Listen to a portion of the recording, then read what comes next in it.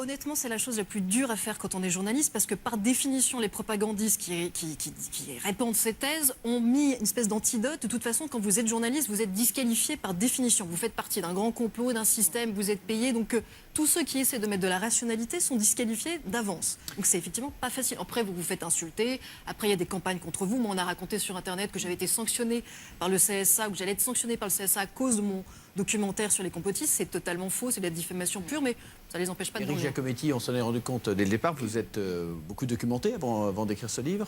Qu'est-ce que vous avez découvert en fait au cours de votre enquête? Je vais me faire l'avocat du diable. De votre je vais me faire l'avocat du diable, mais et je sais que défendre des conspirationnistes, ça va être très mal vu ici, mais quand même, à un moment donné, certains, pas tous, ont fait le boulot que n'ont pas fait les journalistes. Je m'explique. Je vais prendre l'exemple du Bohemian Club, qui apparaît dans notre bouquin.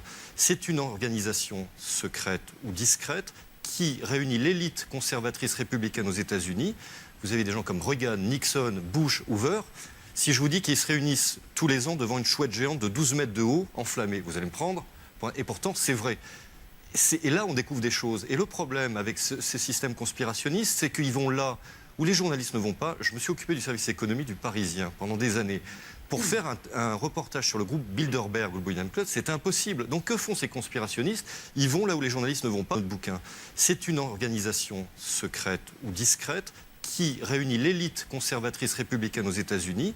Vous avez des gens comme Reagan, Nixon, Bush, Hoover.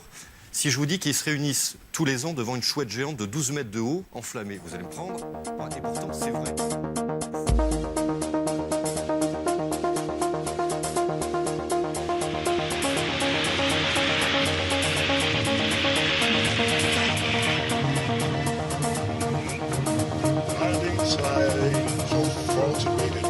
These people are deadly serious. Those taking part in the ceremony.